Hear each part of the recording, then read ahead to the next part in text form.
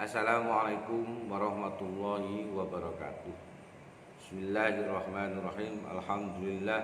Alhamdulillahilladzi arsala rasulahu bil huda wa dinil haqq liyudhhirahu 'ala dini kullih walau karihal musyrikun. Selamat jumpa kembali pada anak-anakku kelas 11 IPA 1. Semoga kalian dalam keadaan sehat selalu. Begitu juga Bapak, moga berkat doa kalian alhamdulillah dalam keadaan sehat selalu. Anak-anakku, mari kita mulai pelajaran pada pagi ini dengan materi makanan yang halal dan baik. Namun sebelum pelajaran kita mulai, mari kita membaca Ummul Quran. Semoga kita dalam keadaan sehat, dijaga oleh Allah tanpa ada penyakit-penyakit yang berbahaya baik terhadap keluarga besar Manjomang, terutama Bapak Ibu Guru dan kalian semua. Doa mulai. Bismillahirrahmanirrahim. Alhamdulillahirrahmanirrahim. Iyyaka na'budu wa iyyaka nasta'in. Shiratal mustaqim. Shiratal ladzina an'amta 'alaihim ghairil maghdubi 'alaihim waladdallin. Baiklah anak-anakku, kita akan buka bab 4 masalah dengan judul makanan yang halal dan baik. Pada materi ini anak-anak ditekankan kepada kita semua setelah tahu adanya materi tentang makanan yang halal dan baik, kalian mampu mengaplikasikannya atau mempraktekannya, memilih makanan yang halal dan yang baik yang nantinya berpengaruh terhadap perilaku kita, tubuh kita dan lain sebagainya. Yang pada akhirnya ketika kita menjadi seorang muslim yang benar-benar memilih makanan yang halal dan baik, maka bisa dipastikan diantaranya adalah syarat-syarat doa yang mustajabah adalah makanan, dia memakan makanan yang halal dan baik. Untuk itu kami berharap, saya Bapak berharap bukan hanya sekedar materi dihafalkan, tetapi dipraktekkan. Itu yang ingin Bapak inginkan. Ya, tentu saja tahap demi tahap ya, di dalam mempraktekkan syariat agama Islam itu, sehingga kita tidak terasa melakukan semua yang diperintahkan oleh Allah Subhanahu wa taala. Oke. Di dalam surat Al-Baqarah ayat 168 sampai 169, kalian bisa lihat materi halaman 39 dan seterusnya sampai halaman ya, kalau di dalam LKS itu sampai halaman 48 ya. Bapak hanya memberikan ulasan sedikit tentang makanan halal dan baik. Karena pada dasarnya tubuh kita ini perlu ada asupan makanan-makanan yang bergizi, makanan-makanan yang baik. Baik kalau menurut agama kita ada standar kehalalannya ada, kemudian proses pencucian bahan-bahan makanan, kemudian makanan itu mengandung najis atau tidak, itu sangat diperhatikan. Sehingga diharapkan nanti dengan adanya proses yang semacam itu, tubuh kita menerima sesuatu yang baik yang diridhoi oleh Allah Subhanahu wa taala.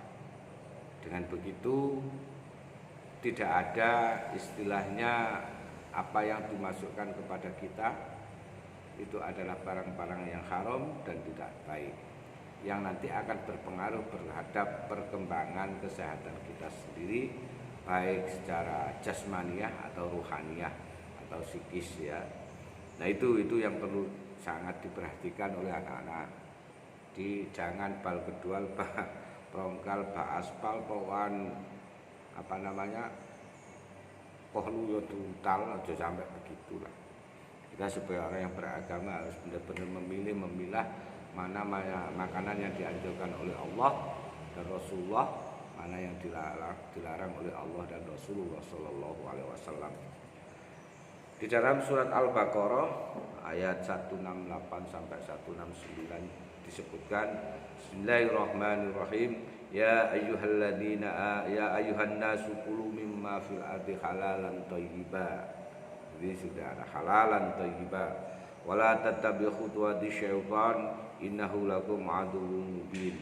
Innama ya'murukum bisu'i wal fahsya'i an taqulu 'alallahi ma la ta'lamun. Di dalam surah Al-Baqarah tadi sudah disebutkan ya ayuhan nas. Kalau ada ya ayuhan nas, jadi ini berlaku untuk manusia, bukan hanya umat Islam, tapi seluruh manusia. Tegur sama Allah, ya ayuhan nas, wahai para manusia. Di dalam para manusia itu adalah ada Islam, ada yang mengingkari Allah Subhanahu wa taala atau disebut dengan kafir, ya.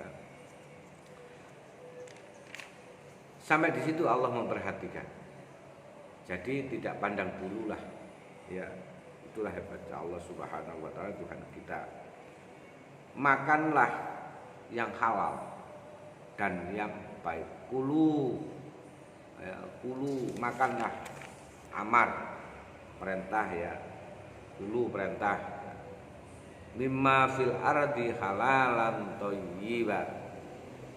Apa-apa yang ada di dalam bumi, ya, termasuk hewan, burung dan lain sebagainya, ya, halalan thayyiba, sesuatu yang halal dan bagus. Karena pada hakikatnya ada yang bagus tapi tidak halal. Nah, kalau umat Islam yang didahulukan halalan thayyiban. Halal itu pasti bagus. Kalau bagus belum tentu halal. Contoh, beras itu bagus, tapi hasil mencuri jadi haram. Ya.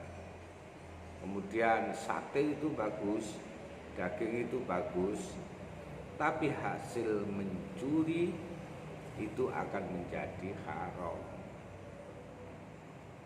Atau uang itu bagus, tapi hasil menipu menjadi haram. Uangnya enggak haram, tapi prosesnya yang menjadikan haram. Itulah, ya, maka kita harus hati-hati. Allah sampai memperhatikan sedetail itu. Intinya apa? Intinya untuk kebaikan manusia itu sendiri. Kalau kamu melanggar, ya urusanmu sama Allah. Nanti kalau ada apa-apa, jangan menyalahkan Allah Subhanahu wa taala. Allah sudah memberikan kaidah jalan-jalan bagaimana makan yang baik, bagaimana mencari sesuatu yang baik dan lain sebagainya. Tinggal kita, maka agama, disitulah fungsi agama, la ikraha fiddin, itu tidak ada pemaksaan di dalam agama. Kalian menjalankan monggo, tidak menjalankan monggo. Semuanya ada risiko dan konsekuensinya sendiri-sendiri. Itulah yang dinamakan la ikraha fiddin. Nah, kesadaran menjalankan agama ini sangat perlu. Bukan untuk orang lain, untuk diri kita sendiri. Bukan untuk Allah, bukan untuk Rasulullah, tapi untuk diri kita sendiri. Bahkan seandainya sampai tidak melaksanakan perintah Allah, ya Allah tidak rugi. Sampai menjalankan perintah Allah pun Allah nggak badi. Tapi untuk diri kita sendiri. Nanti kalau kita di akhirat, disitulah kita akan menemukan. Kadang-kadang di dunia aja tidak menjalankan perintah Allah aja cobaan banyak, ya. Apalagi nanti di akhirat. Kalau di dunia sih bisa minta bantuan teman, tapi kalau nanti di akhirat siapa yang membantu kalau bukan amal kita? Nah, itu dimulai dengan kita mempraktekkan mencari makanan halalan thayyiban, ya, halal dan baik menurut Allah Subhanahu wa taala.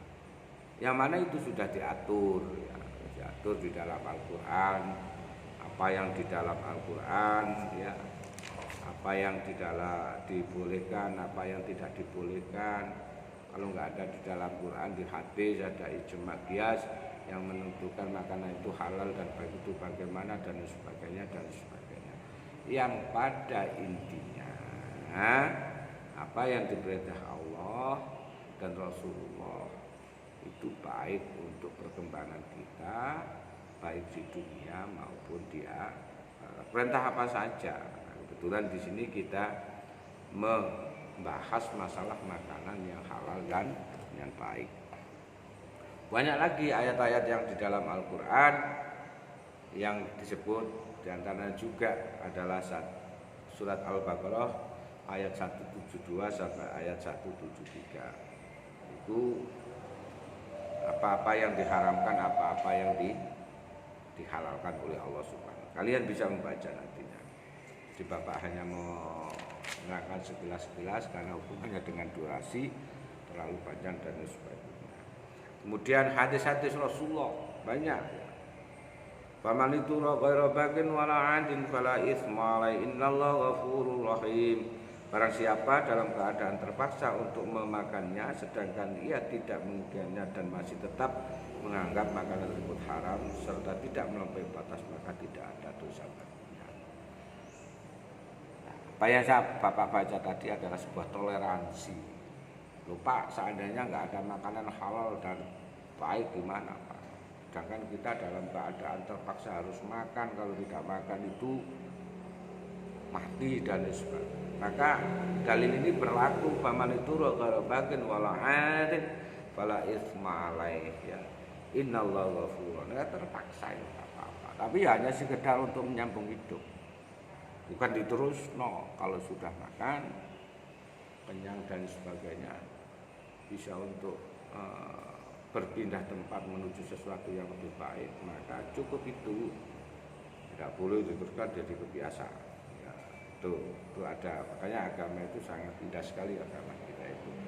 Ada hal-hal yang harus dilakukan ketika dalam kondisi yang kepepet dan sebagainya, bagaimana itu sudah diatur di dalam agama. Dan ada juga hadis yang diriwayatkan Abu Dawud dari Ma'li dari badan dan sebagainya. Itu nanti sampai pelajari, ya, sampai baca dengan baik dengan seksama sebagai bekal daripada untuk menuju ulangan harian dan sebagainya nanti. Kalau sampai tidak belajar, ya yang rugi sebenarnya bukan Bapak lah. Sementara Bapak kan sudah menyampaikan materi, tetapi yang rugi adalah kalian sendiri. Artinya karena ini adalah ilmu agama, harus dipahami betul. Ini nanti amat sangat berguna di dalam kehidupan. Ya, itu aja. Saya kira itu saja yang ingin Bapak sampaikan kepada kalian kelas 11 IPA 1. Semoga hari-harimu menyenangkan dan kita cepat berjumpa di dalam pembelajaran di ruang kelas atau bertatap muka secara langsung. Kita berdoa semoga penyakit ini cepat berlalu dan kita bisa berkumpul kembali. Kalian tidak bosan, ya tidak kalian saja yang bosan.